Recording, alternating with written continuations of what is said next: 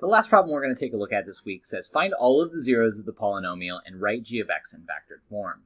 So to find all the zeros of this polynomial, we're going to need to, we could write out all the possible zeros. We're not going to really waste our time with that. What we're going to do is we're going to see if we can find a real zero that we can divide this into. That way we can get this from a cubic down to a squared polynomial, and then from there we can try to do something to find the other zeros.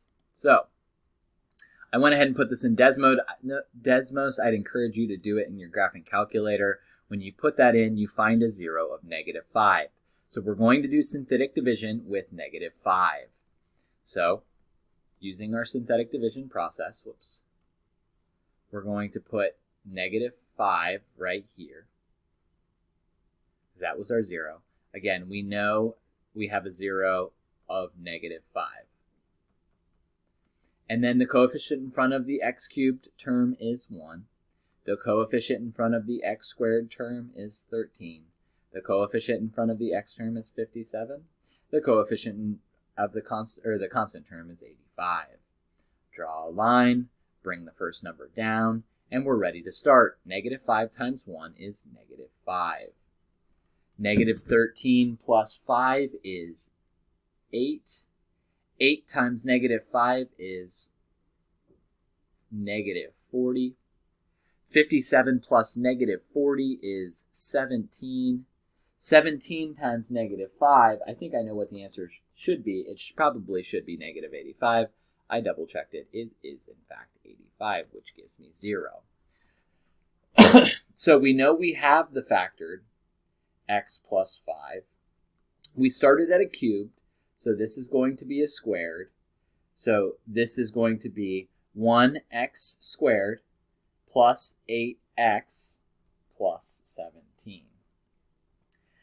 And now I could try to factor this, but I don't think there are factors of 17 that add to 8, so I'm not going to be able to do anything with this. So I'm probably going to need to work on the quadratic formula. So a is 1, b is 8, and c is 17. Let's plug this into the quadratic formula. Let's write the quadratic formula out first. -b plus or minus b squared minus 4ac all over 2a. Plug those numbers in.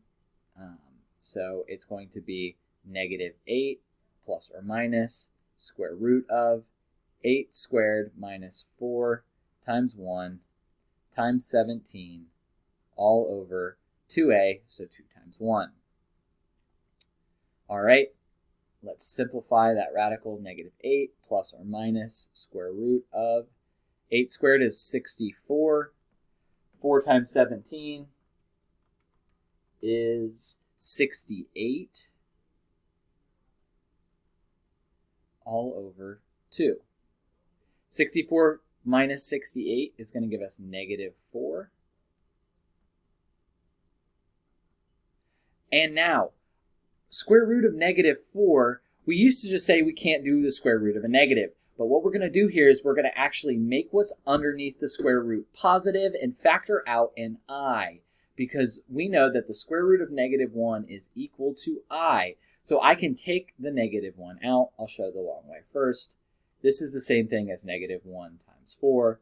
I know that the square root of -1 is I, so we end up with square root of 4 with an I just hanging out on the outside. What's the square root of 4? It's 2.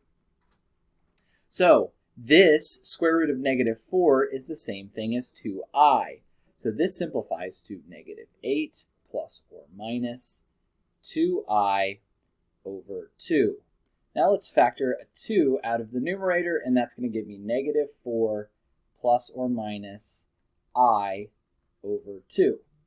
2's cancel, and we get our zeros. It are -4 plus I and -4 minus I. So how would I write those as factors? Well, I would have x plus 5, and then it would be x minus, and then we're just going to write that 0, -4 minus I, and x minus -4 plus I. We could distribute the negative if you want. My math lab might ask you to do that, but for the sake of this problem, I'm going to say that we've taken g of x all the way down to its linear factors. We knew it would have 3 zeros. We can see that here are those 3 zeros. 2 of them are imaginary, and 1 of them is a real 0.